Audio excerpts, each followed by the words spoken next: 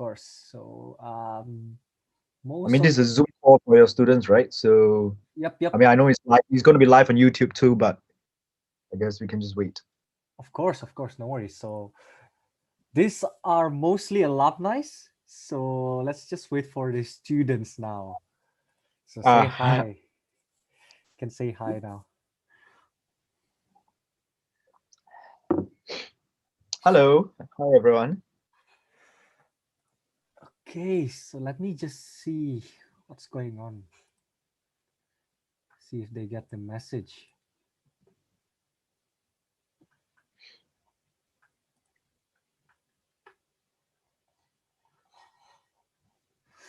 Okay, 20 people now. These people are from batch 3, I guess. Yeah, batch 3, batch 2. Yeah. Anyone from batch 2, guys? By the way, don't no need to call me Mr. Ong. Just call me SQ. Mr. Ong is Mr. Ong is too formal. Oh, batch 2 people. So any batch 1, the first ones. Yep. Okay, I guess no one from batch 1. Ah, too bad. Uh, Hi, Babeth, Winnie. anyone you recognize, Babeth? Me personally? No. I'm Naomi. referring Yeah, to I know. Babeth. I know. Batch 5 students. I recognize them. Oh, nice. Hi. So ask Yes, you, cute. what were you asking? Oh, me? No. I was just saying hi to like people who are saying hi to me on the chat. Oh, okay. Ooh, Revo, You you guys having understand my accent? Is it okay? Is my accent it is understandable? okay, Is it good? okay, Okay. okay lah. Makasih. Okay, I guess let's start. Yeah, let's start. 25 people. Soon there will be more, but let's begin. So, welcome guys to Expert Sharing Series, the 28th installment of Expert Sharing Series. Welcome. Today we have a special guest, SQ from HREF. We'll be talking about keyword research tips and tricks. So, a deep dive into keyword research, which is an important piece of work in SEO, I guess. And yeah, guys, so if you guys have any questions for the lectures, we'll have a Q&A session after the presentation. Feel free to share your questions in the Slido and we'll talk about the questions later on. So SQ, are you ready? Yep. All right Let's then. go. Okay, the floor is yours, SQ. Right. Okay, so everyone can see my slides. All good? All good. Right. So welcome to the expert sharing series by me. My name is Sichuan, but you can call me SQ for short. As you can see, because I discovered that most people can't pronounce my name. So SQ is fine with me. Anyway, I've been working at about 5+ years in digital marketing, content marketing, and SEO. And I joined this company, Ahrefs, about 3+ years ago. Okay. So before we begin, let's do a quick refresher because I know you guys have learned keyword research, right, from the classes that Ben has taught, or Ben and the other instructors have taught. So, but I'd like to just maybe keep all of us on the same page so we understand how where we are going forward. And by the way, since I'm from Hrefs, I'll be using Hrefs as the main keyword tool in most of the screenshots I'm sharing today. Anyway, Ben has told me that you guys have learned keyword research using Hrefs, so you shouldn't be too unfamiliar with the UX of the tool. Yeah, but anyway, you can use any keyword you prefer, basically, as long as they have similar functions regarding what I'm sharing today. All right, so here's a quick refresher on what's keyword research in case any one of you needs a refresher. Okay, so what is keyword research?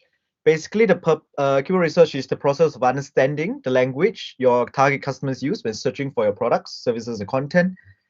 And this is important because later on I will elaborate more. But this is important because many of us who are marketers or even entrepreneurs, we may work in an industry where the target customers are not like us, right? So you do not know like how they search on the internet for your product, your business, your services, or your content. And if you are not using the right keywords that these people are using, then you won't be able to rank in Google for those keywords. And especially as marketers, if you don't understand your customers, it's very difficult for you to know the right keywords or right language they are using, basically. So why is keyword research important? So I'm not sure if you guys have managed a blog or anything similar to a blog. You might have noticed something like this. So when you publish a blog post, and then because you publish a blog post, you promote it heavily, right? You share it with your friends, maybe email it to your email list, or you share it on social media. Maybe you is a partnered content, so some of the partners are sharing it, or you maybe you reached out to some influencers to share it, your content. And then what happens is that in your Google Analytics or whichever analytics program you use, you see the huge spike in the amount of traffic you get to the blog post, basically, right? In the first 1 to 2 weeks. But then after that, the blog post basically gets no traffic, like in the next few weeks, in the next few months and year. And what happens is that you are getting some traffic in at the start, then no more traffic at the end. And what happens is that you're always on this what we call the hamster wheel of content marketing. Basically, every time you need more traffic, you have to publish. You have to keep publishing and publishing and publishing.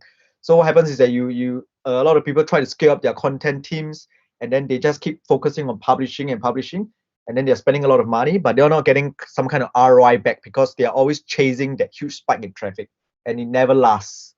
So what we want to do with keyword research and SEO is basically we want to create a kind of passive growth in traffic over time. So not only do you get the huge spike at the start, you are actually growing your traffic over time. And and in that case, you don't even need to have a large content team, for example, depending on your goals, of course. But you don't even need a large content team. And a lot, sometimes as we joke in the team ourselves, all of us can go on a holiday today. I mean, we can't go on holiday right now, but imagine that we go on holiday today, our traffic will still continue to grow because we have done keyword research, we are creating content that ranks in Google. And then the secondary point is that why you need to do keyword research is that, I mean, today we know that if you go online, search on Google, there's like unlimited content, right? There's content for almost anything. But the problem is that according to a study that we did ourselves, we studied over 1 billion pages in our Content Explorer Index. We actually discovered that about 91% of these pages actually get no search traffic at all. Okay, so you can imagine that so many people are like spending a lot of money on content marketing, and they're not getting any organic search traffic from Google after like a few weeks. So basically, you can think of it like they're wasting the money in some sense. So with keyword research, you can kind of prevent this problem. Right. Oh, sorry. So how do you do keyword research? So we all know the standard process, right? First, we start by brainstorming some keywords. So imagine you are working in a coffee company, or you sell coffee machines online. The keywords I can think of is probably like coffee, coffee machine, coffee beans, stuff like that. And then what you do is that you find a keyword research tool, and then you enter those keywords into the keyword research tool and get more ideas, right? And those keyword research tools can be like a free keyword tool like Google Keyword Planner. I think today is known as Google Ads Planner or something like that. Or you can use some other tools like Keywords Everywhere, like Answer the Public, and so on and so forth. And then if you have budget, you want to get see more SEO metrics related to those keywords, or you want to get a larger pool of keywords, you can use tools like Ahrefs, where if you type like keywords like cappuccino, coffee, espresso, French press, blah blah blah, and so on and so forth, you can see like you can get like 3.7 million keyword ideas that you can target. Right, that's the standard process, right? But if you've gone through the keyword research lessons from RevoU, you probably already know this process. So today I'm going to share like some more ideas on how you can get different keyword ideas, because ultimately what keyword research does is that you want to target those keywords, those topics that your customers are searching for, but you also want to find keywords that maybe your competitors have not discovered, or maybe like they are low competition that you want to target, or maybe like it's just a little bit out of left field. so that you can target them and your competitors do not know of these ideas. All right. So the first way is, of course, if you're a new entrant to the market or you're a smaller entrant to the market, the easiest way to do keyword research is to actually reverse engineer what your competitors have already done. So if you are running a business or you're managing the marketing of a business that's in an industry where there are a lot of competitors, so basically what you need to do is just to, you probably already know who these competitors are. What you need to do is to take their domain, put it into Hrefs, and then you will see like all the keywords that they're ranking for, and then you can kind of like target them as well. So here's the process basically. So for my example, I'll be using a American website called beardbrand.com. What they do is that they sell products for men hair care. So we're talking about beards, mustaches, and stuff like that. Okay, so what we do is to take their domain, beardbrand.com, and we enter it into Hrefs Site Explorer. And then after that, we will go to the top pages report, as you can see on the left bar. And then in the top pages report, you will basically see this report. I mean, this screenshot is a cutoff of a larger screen, but you can see like basically like all the keywords that this website is ranking for. So you can see that how much estimated search traffic that they are getting. And you can see like how many keywords they're ranking for, how many links are pointing to those pages, and the top keyword. So what the top keyword is that out of all the keywords that this page is ranking for, the top keyword is the one that's sending that page the most traffic. Okay, and then you can see that that top keyword's volume, and then you can see the position in which the page is ranking for that top keyword. Okay, so by the way, what we are looking at is actually United States traffic. So you can just click the drop down in the screen to actually search for like any country you want. And you can also look at all countries if you want. Okay, but for this example, I'll be looking at the US since this is a US based company. So we can look at the top keyword as I mentioned. So we can see like, let's take example row 2. So row 2 is beardbrand.com/blog/urbanbeardsman/beard styles. So we can see that this page itself is ranking for the keyword beard styles, and beard styles has a volume of 74,000 in the US, and this page is ranking in position 2, and it's getting about an estimated 27,000 visitors a month from the US alone to this page. Okay, just to the US alone. So what we want to do here is to find low competition topics. So as we know that links are very important in SEO. Links are according to a Google rep, Andre Lipsev, if I'm not wrong. Links are one of the top 3 Google ranking factors. Okay, and according to our own research as well, you can see that the more links that a page has, it is likelier to get higher search traffic. So based on this knowledge, we can actually think in inverse. So what this means is that the general trend is that if a page has lesser links, it is likely to get lesser search traffic. But if there is a case where a page has not that many links, and yet it is getting an incredible amount of traffic, it means that you could easily compete with that page, right? As long as you build some links to your page. So with the top pages report, actually we can do the same thing. So what we're going to do is that we want to identify those pages.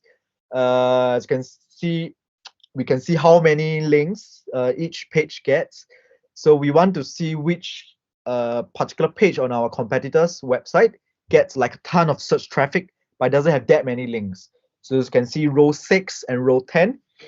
So these pages, they're ranking for like keywords in the search volume range of like 32,000. They are in position 3, and they only have 4 links to the page, and yet they are getting like 5 over 1,000, 3,000 plus search visitors a month. So I mean, if you are in this particular niche, like selling like hair care products, you could easily just create a similar page to compete, and then maybe build more links than them and rank perhaps higher and get more search traffic. Right. The second one is something similar to look at the top pages, but we'll run what is called a content gap analysis. So what is content gap? Content gap is basically a tool in Hrefs and in some other tool sets that helps you discover keywords that multiple competitors are ranking for, but you are not. Okay. So let's go through an example so you understand this. So let's take the keyword newsletter ideas. Okay. So if we can look at the SERPs for newsletter ideas, we see that active campaign, campaign monitor, get response, and so on and so forth ranking for this keyword. So let's imagine that you are an entrant to this market. Let's say you are convertkit.com. So convertkit.com is an email marketing software, right? So basically they're selling something that's very similar to what we have identified: active campaign, campaign monitor, get response. But for this particular keyword newsletter ideas, ConvertKit is not ranking for it at all. And since ConvertKit is a email marketing software, newsletter ideas seems like a pretty decent keyword that they could target and even promote their product. So what you want to do is that, from here we can see that maybe it's not just newsletter ideas that ConvertKit is not ranking for. It could be like more keywords that they have not identified and that they could potentially go for, because these are the keywords that their competitors are ranking for. And if it's profitable and if it's relevant to their product, ConvertKit itself could potentially target. So what we do is that we will take those three competitors that we have identified: active campaign, get response, and campaign monitor. We will put them in the content gap tool. As you can see, we'll put it under show keywords that the below targets rank for. And then at the bottom, we will put convertkit.com. So since we are convertkit.com, as an example, we'll put but the following target as a rank for. So what happens is that, of course, this is just a smaller screenshot of what is a larger report. But you can see that there are like keywords like email marketing tips, which has a pretty decent search volume at 600. I think this is in the US. And 2 out of 3 of those competitors are ranking for that keyword. So and ConvertKit is not ranking for this keyword. So since ConvertKit is an email marketing software, and email marketing tips seems like, in my opinion, is pretty relevant and maybe even profitable keyword that you should be ranking for. Right. So in the previous example, we can see that 2 out of 3 are ranking for them. But in the report itself, you can actually kind of like choose the kind of intersections you want to see. So if you want to filter the entire report down to those keywords that all 3 of your identified competitors are ranking for, you can just choose the intersection to be 3 targets. You will get a smaller list, but they will be more relevant since you have identified these 3 competitors and they're all ranking for the same keyword and you are not ranking for them. So that means that those keywords should be those ideas that you could be potentially targeting. All right. Tip 3. Okay. Find keywords that forums rank for. Okay, so why do we do that? Because Google's first choice is actually rarely to rank user-generated content, because user-generated content, UGC, it's often low quality and poorly written. Because you can imagine, right? If you serve any forums, or if you serve like Quora, or you serve like Reddit, sometimes people ask questions, and there are a lot of different responses, and not all the responses are helpful, right? Sometimes people are sarcastic, sometimes people are joking around, or sometimes people just don't know as well, so they just leave a low quality response. And if you are a regular, like a user, like a social media user like me, like on Reddit, for example. Oh wait, I think, is Reddit banned in Indonesia? I think so, right? Okay, like for example, Quora. Some of these answers, a lot of them are like self-promotional answers, so you get like very terrible answers. So it's difficult to get the real answer you want. So, oops, it's lagging. Okay, so if at any time you see a forum post ranking in the top 10, usually, generally speaking, it's a sign of an uncompetitive topic. Okay, so that means that if that topic is relevant to your company, to your business, you might want to consider targeting those topics, right? So how do we find these topics, right? That's the key question. So the key, so what we'll do is that if in your industry, if there are any forums that you're aware of, or if there are any like maybe even Quora, you can enter them into HS Site Explorer, and then do the same process. Go to the top pages. So we'll go through that. So let's take, for example, we are a golf company. Let's say we sell golf equipment, we sell golf clubs and stuff like that. So there is a popular forum in golf called forums.golfwrx.com. So we know that this forum exists. We know that a lot of golfers go here to discuss golf equipment and stuff, and golfing game and stuff like that. So we will put that URL into Site Explorer. Same thing, we'll go to the top pages. And like as you can see here, you can see all the pages that they are ranking for in Google. And you can see the top keyword is sending them the most traffic. So right off the bat, you can already see, like, if I'm selling golf equipment, you can see like so many potential keywords idea that you could be targeting, right? I mean, personally, I don't play golf, but like if I were to try to enter this market, you can see that I can see so many, like ping Ultra 55 shaft review. Like if I'm selling golf equipment, golf clubs, or whatever, it would be so easily to I could write a review for it and rank for it. Or if I'm an affiliate marketer owning a affiliate site in the golf market, in the golf niche, these are all the review posts that I could potentially write. Right, so many equipment ideas right there for you to target. And even if they are low volume, it may not matter, because golf equipment are quite expensive. So if you get a decent number of conversion from each of these pages, even if it's low volume, you could end up making a lot of money, right? It ultimately depends on what you're selling. So search volume. We'll talk about search volume later. So right now, let's focus on this. As you can see, like we have so many, like TaylorMade SL, DRC, Callaway Pro, Callaway series, and 415 reviews, and so on and so forth. All right, but we want to go a little bit further than this. Okay, so every time we do keyword research, we should be aware of the patterns that we are seeing, and you will see more examples of this later on as well. So if you see any patterns in the kind of keywords that this page is ranking for, then you can use those patterns to discover even more keywords. So like, for example, right here, you can see like I already identified a very simple pattern, which is a Callaway, right? So I don't play golf, but I'm imagining here that Callaway is it perhaps could be a brand that that a lot of golfers use, for example. So I could use this keyword Callaway and search in another keyword tool or in Keywords Explorer for even more keyword ideas, right? Like maybe I'll get like Callaway, maybe in the keywords report itself, I'll see like Callaway number review, Callaway another Callaway model review, blah blah blah, and so on. And then I can carry on and on and on and on, right? As you can see, we can do this ad infinitum, right? So we get more and more keyword ideas.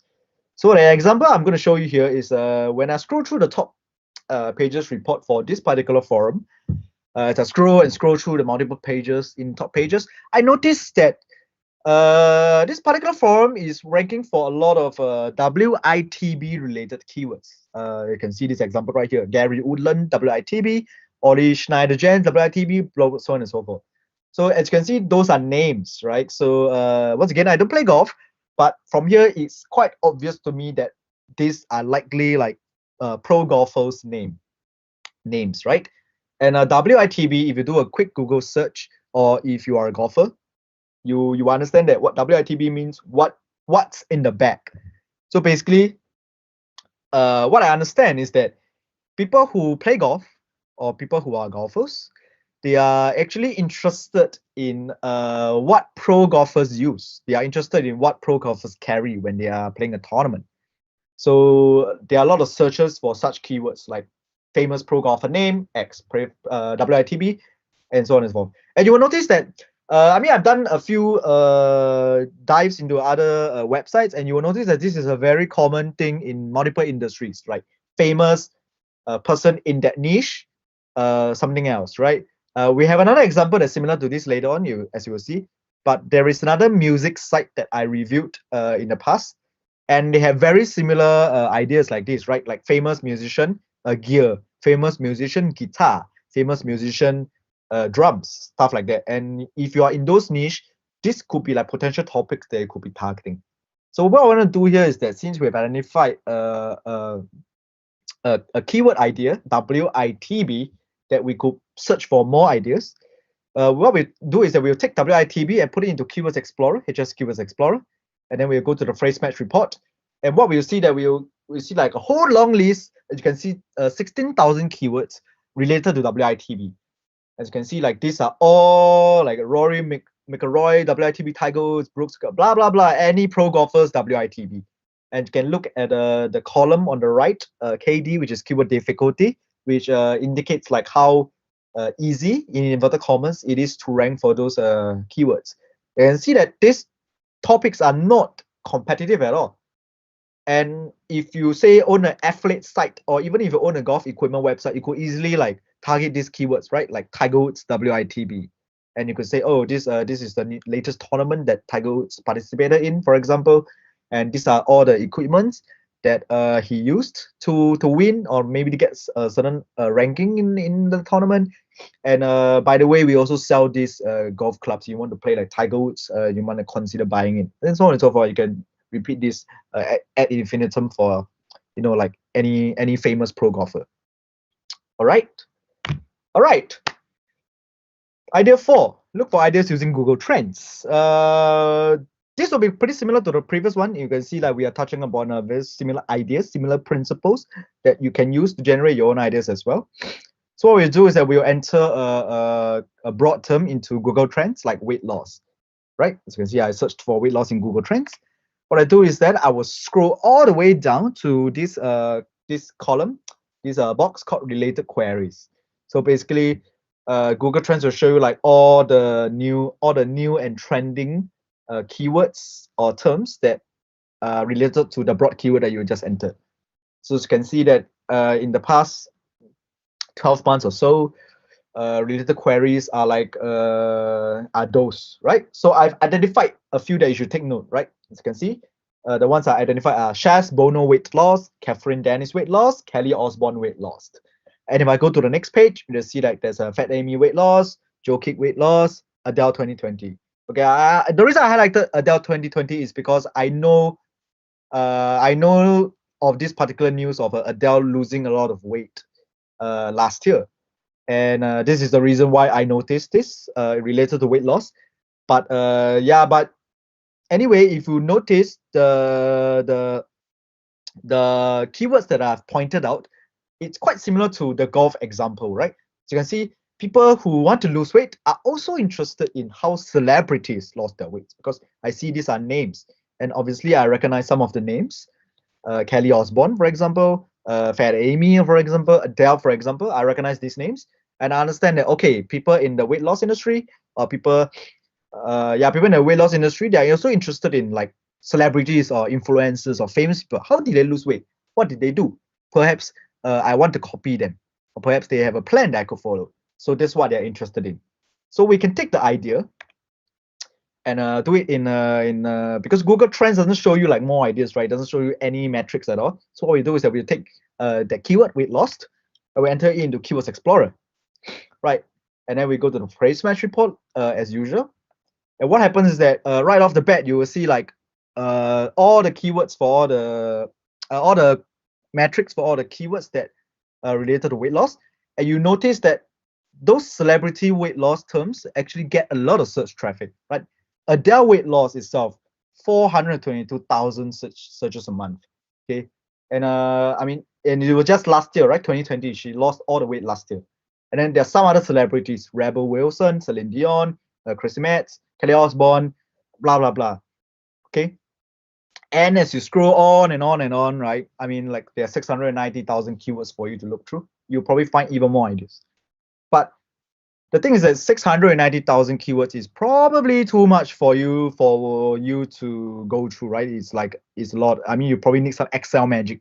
So what we want to do is that we want to leverage the filters in Keywords Explorer to find keywords faster, or at least to narrow down the options. So what we do is that when we, if I go to Google Trends, you will see that there is a particular pattern that reoccurs, right? The pattern is Shares Bono weight loss, Cameron Dennis weight loss, blah blah blah, right? American celebrities or British celebrities, they usually have like two names, right? First name, last name, weight loss. First name, last name, weight loss. So we notice that they all have four words, right? Blah blah weight loss, blah blah weight loss. So what we're going to do is that we will leverage this concept and we'll use a word count filter. So since we have identified that the pattern is four words and it's a first name, last name, weight loss, first name, last weight loss. So we'll do a word count filter of a minimum four words, maximum four words. So what we're going to do is that we want to filter all the terms in Keywords Explorer that only have four words. Okay. And you can see like we immediately cut the entire list from 690,000 to 129,000. And we can see like there's a whole long list of celebrities that you could target for weight loss, and they are all basically not super competitive and they get a lot of search volume. And if you're in this industry, you're selling like a weight loss product, selling like a weight loss program, or you're like a fitness instructor or something like that, you could easily target all of these keywords, RevoU with weight loss, blah blah blah, and you could like go on and like maybe write a blog post ranking like, okay, this is how they lost their weight. If let's say you are a fitness instructor, you can say, okay, this is how they lost their weight. If I'm the fitness instructor, I will have designed the program like this, or you can say like, if I'm a fitness instructor, I can replicate a very similar program for you, and so on and so forth, right? You can see the ideas are coming up. Okay. Right, is everyone following? Let me take a break, go back. All right, everything all good? Oh, good. So want to All good? Yep, all good. All good. I will carry on if everyone is okay. Sure. Do you want to discuss some of the questions first, or you want to continue?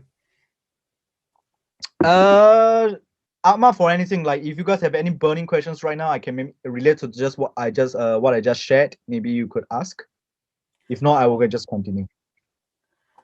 Okay, so I guess we'll just continue until the end, and we'll discuss about the questions later on. All right, So, cool. Yep. Okay. All right. Tip 5. Study your niche and industry for ideas. Okay, so this tip is actually very important, at least in my opinion, because it relates to what marketers should be doing, but a lot of us don't, which is talking to customers. Okay, so what happens when you rely too much on keyword research tools is that it can keep you in the box. And then because ultimately you depend on the chosen keywords tools database. And the thing about keywords tool is that sometimes it doesn't show like alternative ideas that you I'm not sure how to say, but it won't show you like alternative ideas basically. So for example, let's say you own just go back to the first example. Let's say you own a coffee machine company. Let's say you sell coffee machines. And if you're selling coffee machines, and let's say you're not like the target market. Let's say you're just marketer selling coffee machines. And then if you were to think of seed keywords and use keyword tools to identify keywords, you will probably go something like, you type like coffee beans, coffee machines, blah, blah, blah, and you enter into a keyword tool. And what a keyword tool will show usually is something like, it'll show you more examples of coffee X, coffee Y, coffee Z, coffee beans X, maybe how much calories can drinking coffee, how much calories is drinking coffee, for example, a cup of coffee, how much caffeine does a cup of coffee have? It'll probably give you like a lot of examples like this, but it all has the word coffee in it. But what happens in the coffee industry is that there are potentially a lot of terms that people in the niche are looking for, but don't actually contain the word coffee, right? So what I mean is that yeah, and if you are too focused on just looking at the keyword tools and only tackling topics from the keyword tools, you might actually miss out on certain ideas, right? So to solve this, as I mentioned, don't over rely on the keyword tool. You have to actually talk to your customers. You have to actually study your niche. So go to forums, go to groups, go to social media, or talk to your customers, what marketers should be doing. But once again, a lot of us don't. But you need to talk to all of them. You need to understand. Like, I mean, at the end of the day, as we go back to the definition of keyword research, we want to find out what our customers are actually typing into Google. And sometimes it may not contain those words that we think that they are typing, right? Like if they are avid coffee drinkers, maybe they are brewing their own coffee at home. Maybe they are not even typing words related to coffee, right? Like for example, the word cappuccino doesn't have the word coffee in it. And if you're just looking for the word coffee in keyword tools, you will miss out a lot of terms like cappuccino, latte, americano, espresso, cafe au lait, stuff like that. Piccolo, latte. These are all terms that don't have coffee. Sorry? Okay. No, continue. I guess it was echo. Okay. Yeah, so when we go to a forum, you can see like discussions like people asking like when to stop the AeroPress plunge. And then if you're in a coffee niche and you're every coffee drinker, you probably you know what an AeroPress is. But let's say you're not in the industry, but you have to market a coffee machine. You don't know what is an AeroPress, and the word AeroPress itself doesn't contain any word about the coffee, right? As you can see, like even this entire discussion itself, even though it was found in the subreddit r/coffee, contains no words about coffee at all. So if you're too overly focused on the word coffee, you will miss out on all these terms. And by the way, if we take the term AeroPress and put it into Keywords Explorer, you can see that there is a lot of search volume, 61,000 searches in the US alone for AeroPress. Okay, and once again, it doesn't contain any word about coffee. So you will be prone to miss out on these terms if you are too focused on keyword tools. And then when we go to a phrase batch report for AeroPress, you can see like there's so many like AeroPress recipes, right? Or people are looking for AeroPress recipes, AeroPress filters, AeroPress versus French press. Wow, now you have another new term to discover, French press, right? And then you can probably take the word French press and put it into Keywords Explorer and find even more keyword ideas based on French press. And once again, French press doesn't even have the word coffee in it, but it's related to coffee. And you can go like for on and on and on. Okay, so those are all the ideas for how to find like other keywords that maybe you won't discover, or like new ideas to how you discover more keywords. So right now I want to talk about some other things that's related to keyword research, but it's not related to finding new ideas. Okay, and the one I'm going to talk about now is focus on traffic potential and not search volume. Okay, what do I mean by that? So classic SEO thinking, target keywords with high search volumes, right? I mean that's the traditional one that people pass down all along. High search volume equals more traffic. High search volume equals more traffic. We want to target topics with high search volumes. That's the way to go. We are always prioritizing by search volumes. I mean, that might not be true today because of a phenomenon known as zero-click searches. So what is zero-click searches? I will explain more about this in a while. So let's take an example, a keyword. How tall is Tom Cruise? So how tall is Tom Cruise has 18,000 searches a month in the US, right? But 78% of these searches don't click any search results. 78%, okay, that's a lot of searches that don't click any search result. Again, 18,000 searches per month for this keyword. How tall is Tom Cruise? But 78% do not click any results, any of the top 10 results. Why? Because of zero-click searches. Zero-click searches is basically anything, featured snippets, knowledge panels, anything that give the answer right away. So if you were to type, how tall is Tom Cruise into Google? Google gives you the answer right away, 1.7 meters, right? Because of this, anyone who's typing how tall is Tom Cruise, they just want to know how tall is Tom Cruise, right? 1.7 meters. So there's no need to click on any of the search results. Google has given the searcher the answer. And then that's it. The searcher moves on.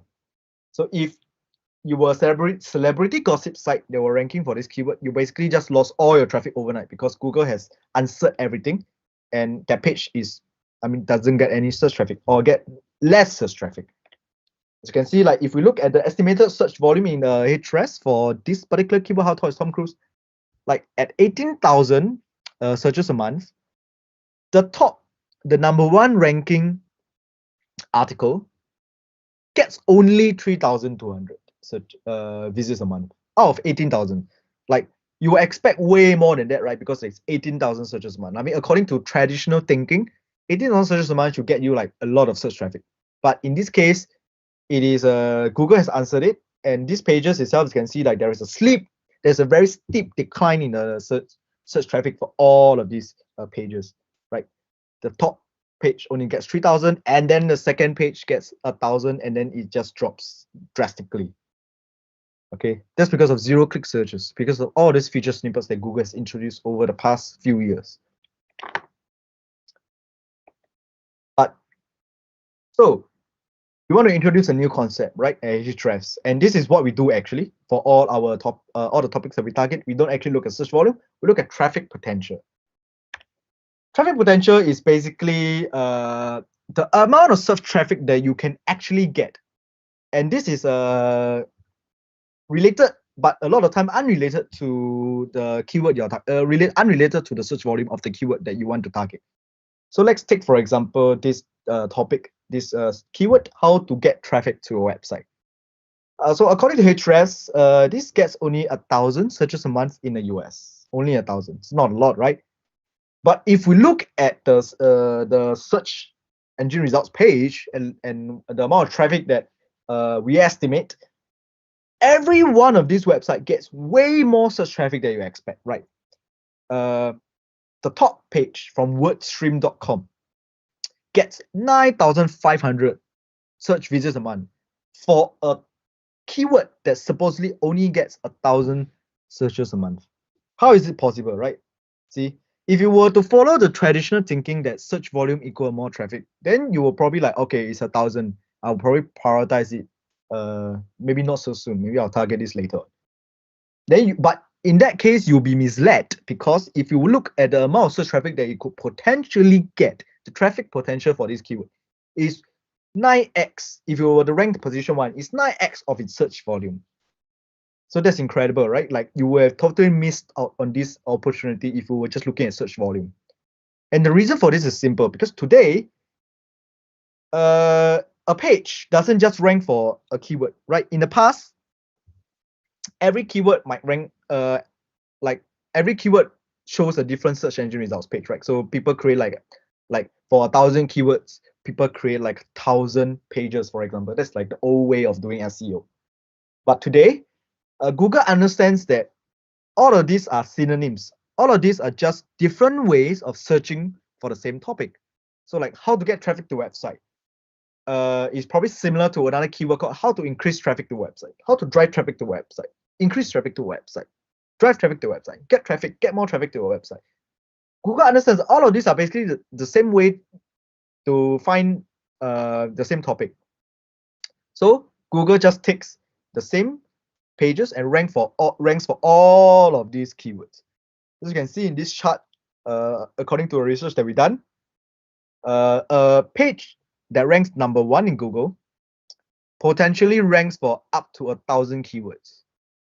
Okay, so that means that I mean, of course, this depends on the keywords that you're targeting, but for certain keywords, the number 1 ranking page ranks for 1,000 different keywords, and it gets traffic from all of these keywords. Okay, it gets traffic from all of these keywords, and then that's why a simple page like 25 ways to increase traffic to website, even though it's ranking for a keyword with not that much search volume, relatively speaking, 1,000, but it gets like almost 10,000 search visits a month, because it's ranking for, as you can see on the right column, 2,000 over keywords, 2,000 over similar keywords. Increase traffic to website, get more traffic to website, drive traffic to website, and so on and so forth. Okay. So what we want to emphasize again is that throw away the idea of just looking at search volume, because because pages today can rank for more keywords than you expect, right? So if you're just looking at purely search volume to prioritize or to even like filter your list, you are potentially missing out on a lot of these actually very valuable keywords, like this example that I've just shown. And just to emphasize again, this is actually how we do our keyword research at Hrefs. We target keywords based on looking at traffic potential rather than search volume. Okay. And my final tip for today, focus on business potential. So what I mean by business potential, let me give you a short story. If you work in marketing, you probably know this company called HubSpot, right? HubSpot was the original innovator of inbound marketing, right? They were the first few champions of content marketing and SEO. And I mean, I believe in most countries today, if you were to search for any marketing related term, it is likely that you will chance upon HubSpot, one of HubSpot pages. You can see that we estimate that the HubSpot blog itself ranks for like over 2.5 million keywords, and they get like close to 5 million search visits a month. But if we look at their top pages, you will notice something very interesting. The pages that sends them a lot of traffic has nothing to do with marketing, right? For example, let's see, the page that sends them close to like 110,000 search visits a month in number one position for them is a page about famous quotes, right? And then there's another one about free email accounts. There's one how to post Instagram on computer. There's another one shrug emoji. Okay, and if you were to click on any of these pages, you will see that it has actually nothing to do with their product itself, right? For example, let's say we click on the one about shrug emoji, right? Because it's HubSpot, you might imagine that maybe they are talking about, right, how to use shrug emoji to market something. I mean, I don't know if that's possible, but let's pretend that you imagine like it could be something like that.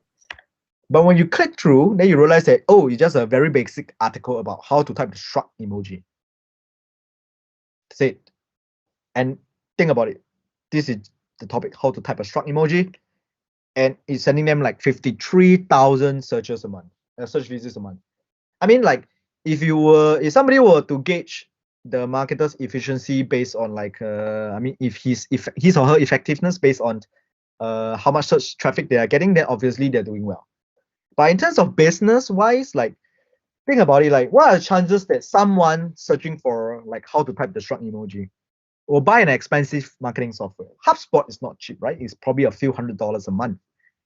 And somebody who is looking for the article how to type a shrug emoji is, in my opinion, I mean, probability wise, may not even be a marketer, right? It could be a student, it could be a child, like somebody who's on a forum, he wants to type a shrug emoji and he doesn't know how to do it, doesn't know a shortcut for it. So he starts typing like how to type a shrug emoji, right? That person, maybe, I mean, perhaps eventually that person might become a marketer and eventually buy HubSpot. But the chances of that happening is very low, right? It's like the journey is so long, that particular journey is so long. And if you are, say, a small business or you're a new entrant, you're a startup, and you think like HubSpot is a company you want to emulate, and you're emulating that strategy, you'll be misled, right? Because HubSpot is already like, why does HubSpot go for these keywords? Because HubSpot is already at a stage where they are ranking for so many keywords, they're expanding the top of their funnel to a way broader niche that you can imagine, right? They are targeting a very large top of the funnel, and then you will eventually trickle down to to a person that buys their product. But if you're a startup or if you're a small company, small business, and you try to copy this strategy, what happens is that you will just focus on targeting a lot of these top of the funnel keywords that does absolutely nothing for your company. Okay, and I'll be honest with you, I've seen many companies do the same thing. Like there's so many companies, at least in the past 4 to 5 years, that I've seen or even I worked for, that spend so much time targeting all of these keywords that if you sit down and think about it, like they don't even sell anything in that article or anything, right? Like there's a long journey before that person even reaches the buying stage. And then what we're doing is that we're just getting a lot of search traffic a month, but the search traffic is not converting into customers. It's not doing anything for the business, right? So at HRES, because we are such a lean team, we are trying to keep the team small. We want to make sure that every article that we write, that we spend so much time writing for, researching for, we want it to do the best in terms of like converting somebody into a customer. So what we do is that we focus on something called business potential, which is something that we created for our own purposes, and now we are sharing with everyone. And this is how this is an example of how we measure our business potential. So as you can see from the table, a score of 3 means that our product is an irreplaceable solution to the problem. So what we mean is that, for example, HRES is the SEO tool. So if we take the topic link building, link building strategies, link building X, link building Y, all those keywords. All of these keywords will be free in terms of business potential, because our product, you need a product to do link building basically. So these topics are super important to us, and we spend a lot of time, a lot of effort, a lot of energy, a lot of resources on writing, creating, promoting, even building links ourselves to those articles. Okay, because this is important. It's a score of 3. Two is like, yes, our product helps a bit, but it isn't quite essential. So 2 in our product scope, maybe something like blogging or content marketing. So like, yes, you can use our tool set to do a lot of to shortcut a lot of the process in content marketing, but there are also some other tools that do very similar things, and you can do it without our tool, right? So it's a score of 2. One is something like one is something maybe tangentially related to marketing. So we could squeeze in a few mentions of our product, but it's not necessarily essential to the thing, right? Like we're talking about like marketing ideas. We're talking about marketing funnels, for example, like a buyer's journey. All of these like topics marketers are interested in, and marketers are people who might eventually buy a CO2 set, but they may not need it depending on the kind of marketing position they're working. Maybe they are social media marketers, so maybe they don't really need our product. Okay, and 0 is like the absolutely no way to mention our product. So right now, we are always focused on targeting keywords that have a score of 2 to 3. Even if so, like when we're talking about, even if their search potential is not so high, but if their score is 2 or 3 and can like heavily promote our product, and we know that anyone searching for this problem or this topic will need our product to solve that issue, their problem. So we'll definitely have an article for it, because whoever is searching for it has a very high chance of converting into a customer, because it is probably a niche problem. That's why it doesn't have that many searches a month. But since they are looking for a problem, they want the solution, and the chances of them taking out their wallet and buying is much, much higher. Okay. All right. So I guess it's the end of my presentation. 7 keyword research tips for all of you. I hope that's helpful in like helping you reshape and maybe rethink about your own keyword research process. And if you want more resources, you can find us on our blog and our YouTube channel. We have tons of resources similar to what I shared today. All right. And thanks for joining me. You can connect with me on Twitter. Okay, thank you so much, SQ. Lots of insights, lots of great new knowledge that maybe is very useful for us. So let's move on to the Q&A session. So we'll be sharing the screen. Okay, so hang on a second.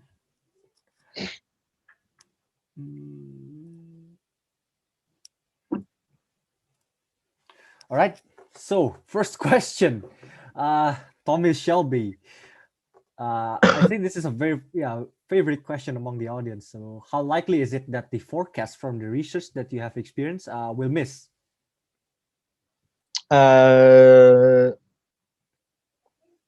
Could the person that asked this question clarify? I'm not very sure if I understand that question well. I think he was referring to when you do a keyword research, how successful those keywords that you research will be, or how likely will miss your initial forecast or rank. You mean in terms of that we get, or? Yes, I guess the traffic that we get. I mean, we're not overly concerned with this, to be honest, because as we mentioned that, as I mentioned that we just, I mean, I'm not sure how to answer this question. Let me think about it. Yeah, maybe like at the end of the day, like we are not overly concerned with absolute numbers. Maybe this is a little bit different from how other people do things, but we're not overly concerned with absolute numbers. We are concerned with trends. Like as long as what we're doing is trending upwards, we are not concerned with like oh, we targeted a topic with 1,000 searches a month and we didn't get 1,000 visitors a month. Like we are not overly concerned with this kind of thing, right? As I mentioned, like as long as we identify topics that have high traffic potential, high business potential, and then we just and we believe that this strategy is working, and it is working for us, and we see that the trend is progressing in a direction that we are okay with.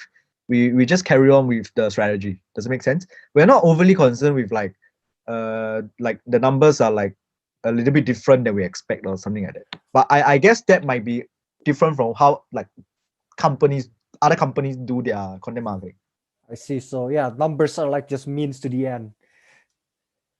Yeah. So yeah, we because I mean at the end of the day, there is a philosophy behind our company that believes that content marketing is important, and we help to educate not only people on how to use our product, but if we can teach more people about SEO and like teach more people how accessible SEO is, we have a belief that eventually they will choose us as their product of choice.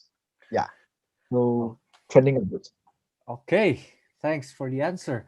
So moving on to the next question. This is about blogging. So how do you see the future of blogging? Is it still interesting, given the tendency of people to prefer watching videos right now rather than reading blogs? I mean, I don't really see it going away because I mean at the end of the day, people I mean at the end of the day, there will be different uh topics that prefer text form, and there'll be a topics that prefer video form. And Google already understands this because those topics that prefer video form, Google already shows YouTube videos in the search results. Like today, if you type like how to tie a tie, for example, into Google, it is quite likely that maybe half or even more of those search results are like videos.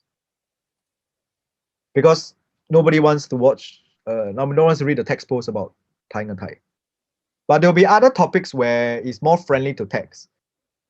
So since we are doing keyword research, for example, we are basically adapting to we are not adapting to what Google wants basically, because we are adapting to what searchers want. That's how I see it. Because eventually Google moves towards what searchers want. When a searcher types something into Google, they have an idea of what they're looking for. If they type scrambled egg recipe or like like what's my favorite Indonesian dish? like a nasi kampung or something, like nasi goreng. If they type a nasi goreng recipe into Google, maybe they're looking, or maybe if they type like how to make nasi goreng, they probably have an idea that they want a YouTube video. They are like, oh, I want to watch a video on how to make nasi goreng, and Google will follow that process, and Google will show more videos. And so what you're doing is that you're basically catering to the searcher. The searcher wants to see videos, so you make a video. The searcher wants to see text, you make a text. Does it make sense? So you're basically just following along what the searcher wants. Yeah. Rather than Okay. yeah, it's not really like about videos or blogging or whatever. It's really depending on what topic you are talking about. Okay, understood. I guess that was clear. So next question. So how much correlation is there typically in terms of relative search volume across countries? Can we compare search volume from US between two terms and assume similar pattern in, let's say, Indonesia or Singapore? I think it really depends on the country they're comparing to, and also depends on the language itself. Because I think Indonesians probably don't search that much in English. I mean, correct me if I'm wrong, because you guys have your own language, right? So it is likely that you guys are searching in. You guys have your own like, in the people in your country. If you're targeting Indonesia, for example, people in your own country have your own interests, have your own discussion topics, have your own like language and stuff like that. So I think it'll be difficult to just correlate like this. For us, we target the US because our main customer base is actually in the US, even though we are based in Singapore. That's why we target US. So I would say that you should look at the search volume in those countries that you want to target. I see. Yeah. Okay. So what if the countries are maybe similar in terms of culture or context? So let's say US and Canada, yeah, they use the same language, maybe same context. Would it be okay to compare those search volume across those two countries? Uh,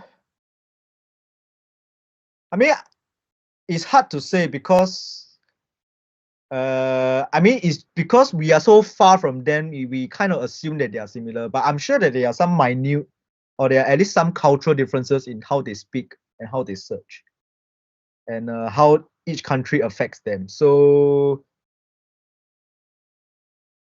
as I mean, if the keyword tool you are using gives you search volumes for either country, I guess you should just use those countries as a gauge rather than just assume outright that those countries you can correlate in that way. Does it make sense?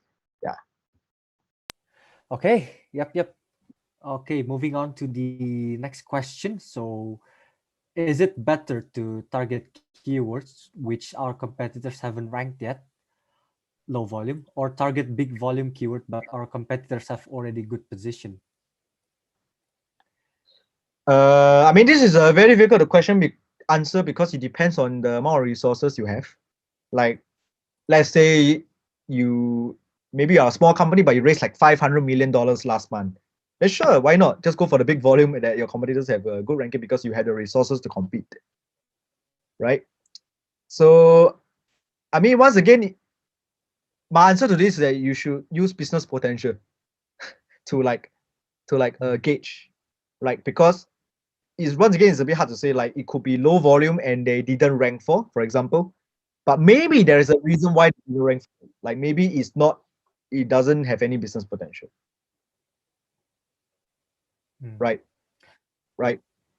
So I think it's much easier to use business potential to just gauge. Like if if maybe that keyword uh has low volume, but it's something that your product, for example, solves, and maybe your competitor has a similar product but doesn't exactly solve that problem.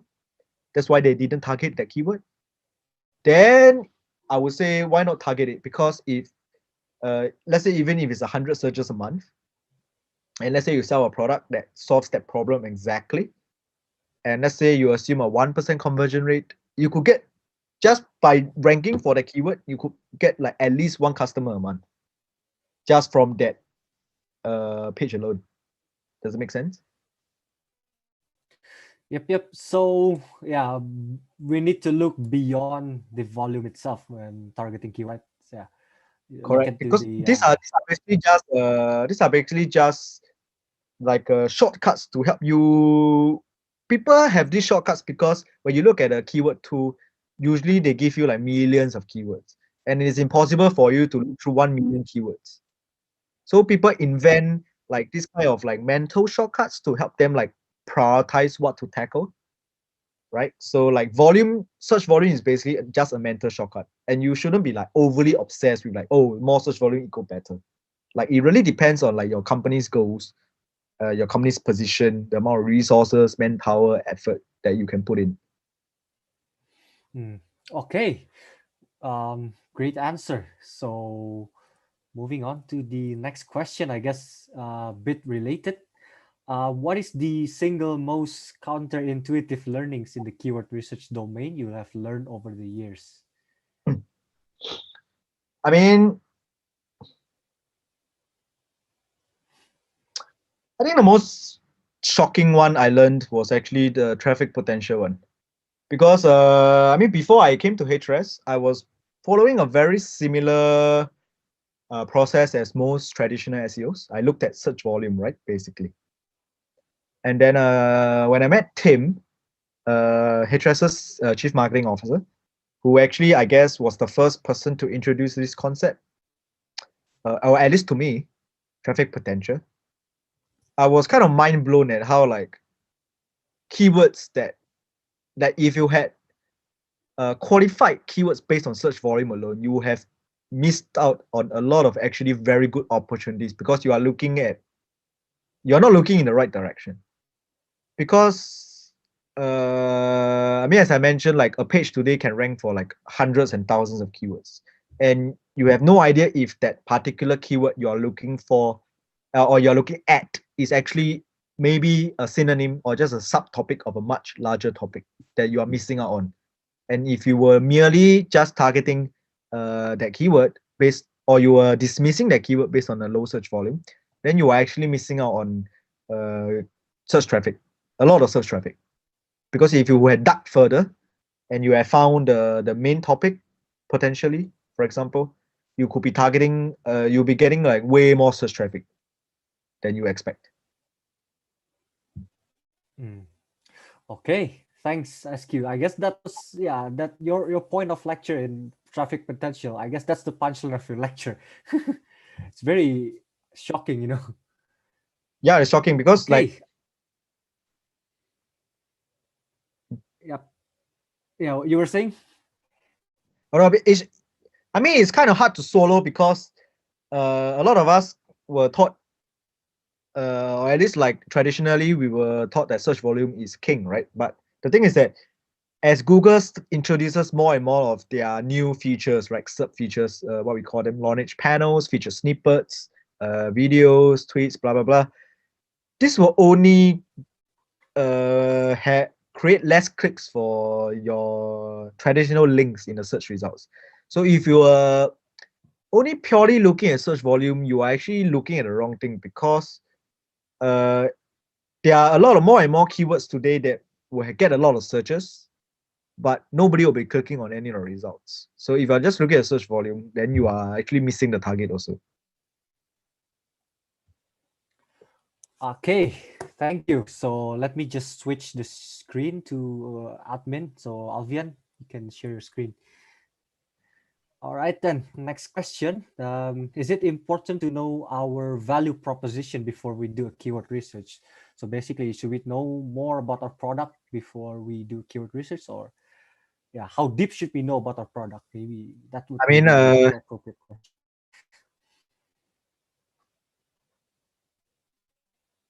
I would say yes. But then again, I will caveat, it depends on what kind of product you have. Like if you are still looking for product market fit, then I guess it's a little difficult to do keyword research, for example. But anyway, at least in my opinion, you should know your value proposition, because at least like how we do, how we sell ourselves at Hrefs, every marketer in a team is supposed to know the product in and out very well. So like I will give you an example, is that all of us actually, before we are hired as marketers, but all of us, before we get to do any marketing in the team at all, we have to do a stint in the customer service department for like a few months. This is so that every marketer knows like what are the burning pain points of our customers, what questions they always ask, and in the process, if you had to help your customers, you have to know the product, right? Because you're in a like if you don't know the product, it's very difficult for you to help the customer. So in the process, all of us get very well versed with the product. And because we are very well versed with the product, we are able to spot opportunities that we are able to spot better opportunities that maybe like if you didn't know the product well. Let me rephrase that.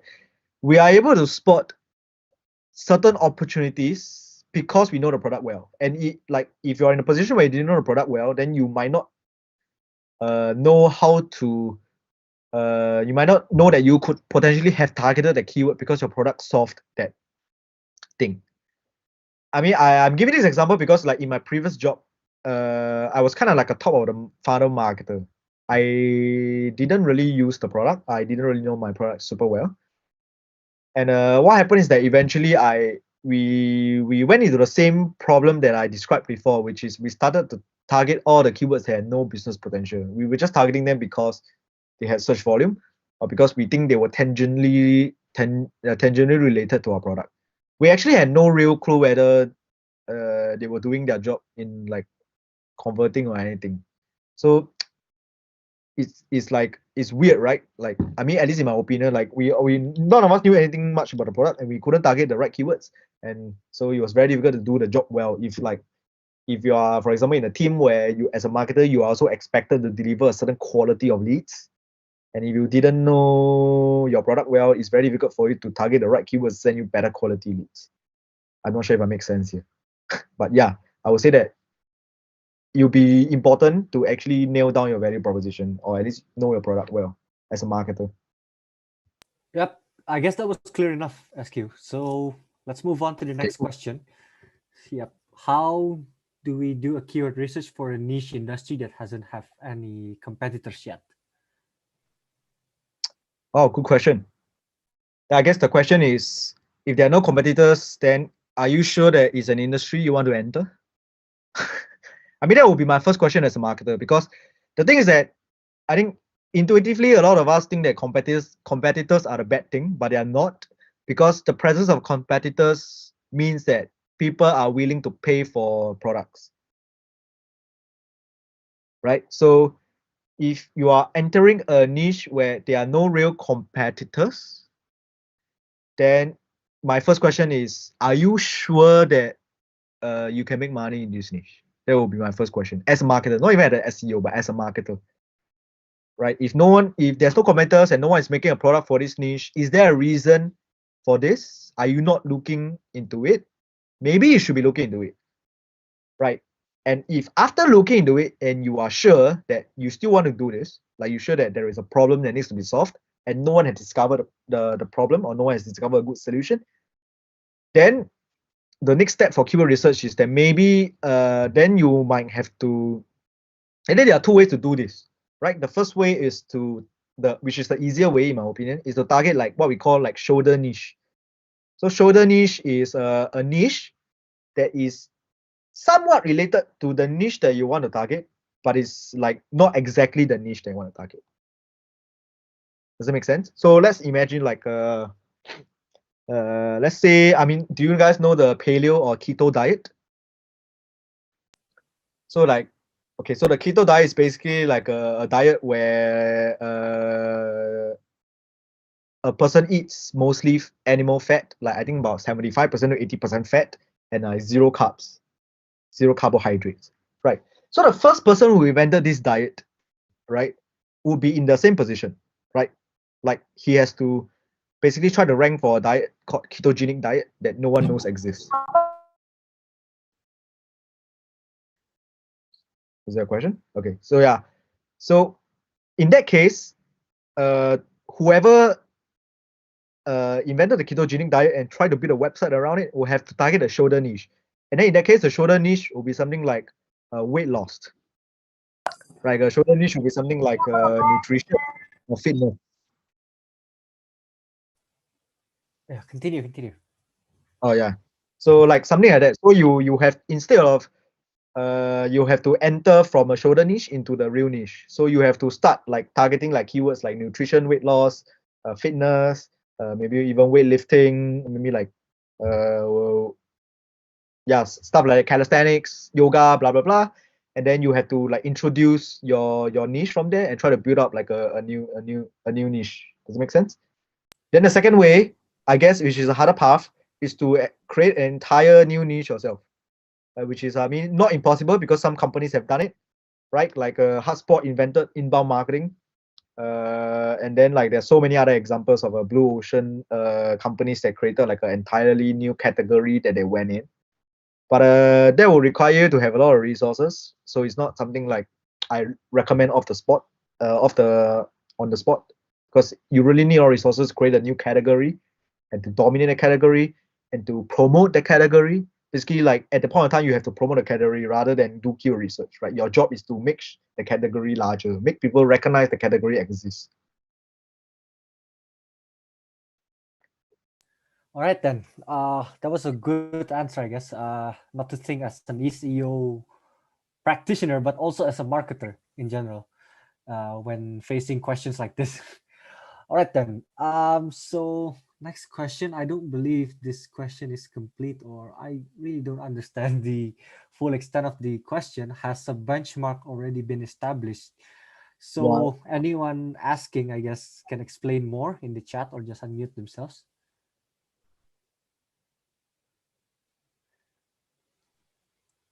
Yeah. So no answer. I guess since do you understand the question, SQ, or is it only me? No, I mean it depends on what benchmark they're referring to, and it's a bit hard to answer without a clear question. Yeah, I guess unfortunately, yeah, we'll have to skip this one and move on to the next question. So, is there any tips for new business in a competitive market to rank in Google? What kind of keyword that can we use? So uh, I guess what we usually do is I mean we did enter, I mean for us we did enter a competitive business as well, and we are not the only SEO tool. So what we did was to target, like as I mentioned, like low competitive keywords and build up from there. So we targeted like terms with high business potential but may not have that much, I guess, search volume, search traffic potential at the beginning. So we were targeting keywords like keyword cannibalization, for example, unlinked mentions, and these are like topics that have a very high business potential for us. But if you look at any tool, they didn't have a lot of search volume. They were like 100, 200, maybe 300 maximum. So we just build up from there until we built up from there, built our reputation as a company that created high quality content. We started getting more links, build our domain authority, and then from there, like we could build up from there and target like more competitive keywords. Okay, so start from the less competitive keywords, then move on to the more competitive keyword as we go, right? Correct.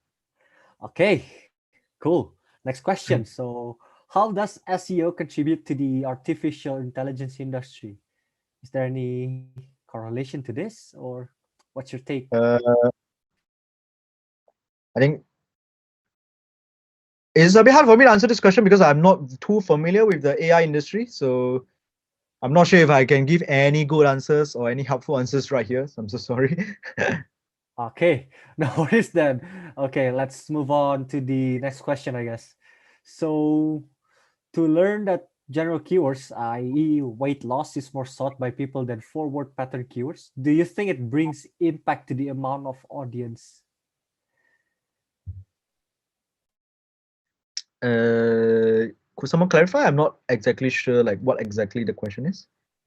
I think the one asking is referring to the your practice on the weight loss research. You know, looking on the Google Trends, seeing patterns, and filtering it to a forward pattern keyword.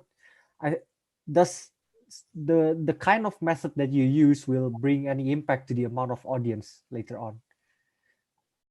Uh,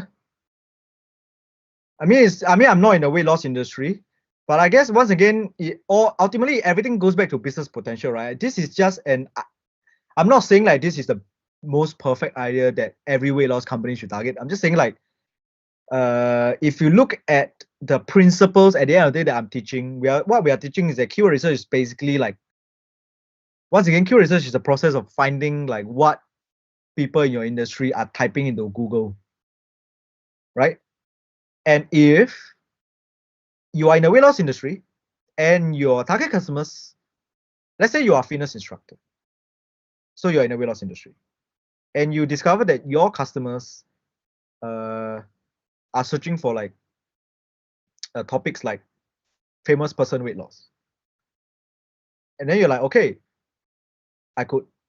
Is there a business potential there? I mean, once again, it goes back to your value proposition as well, right? As a fitness instructor, you help people lose weight, and then you're like, okay, is there a business potential in the keyword?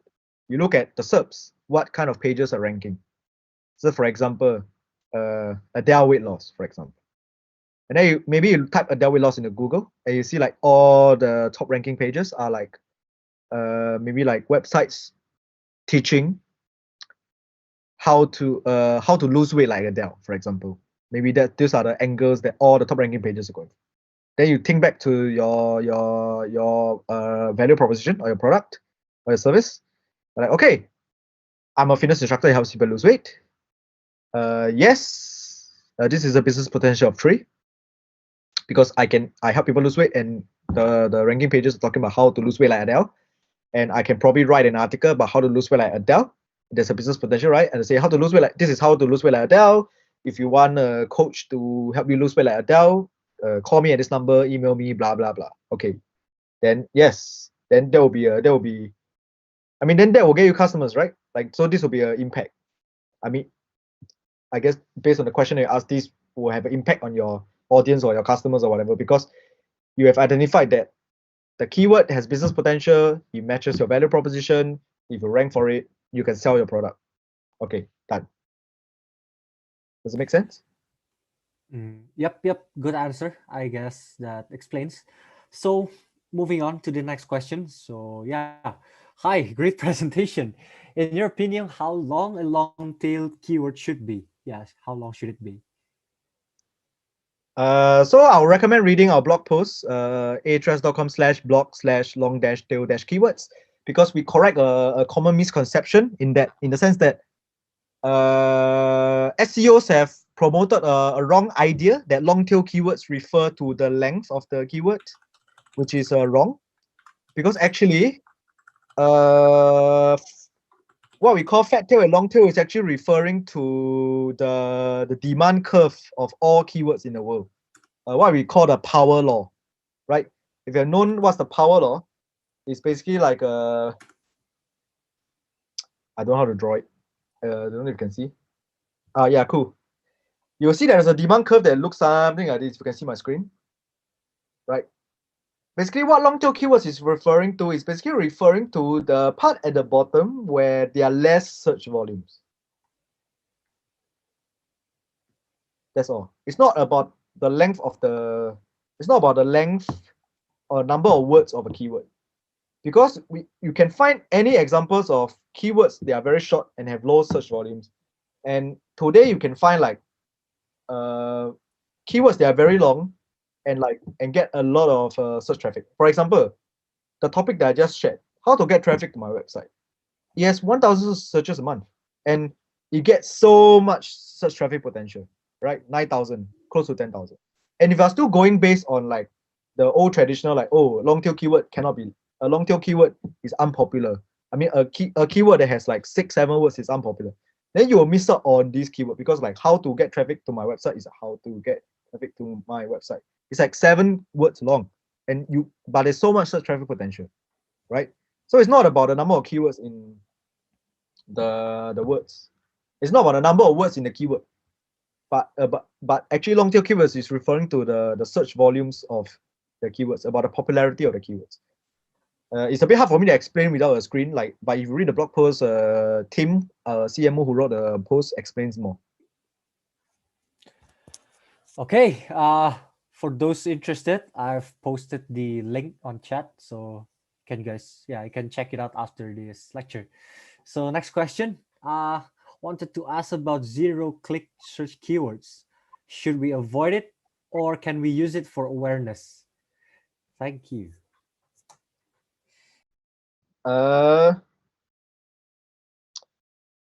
It depends on the format of the. It depends on the format actually. Like, I would say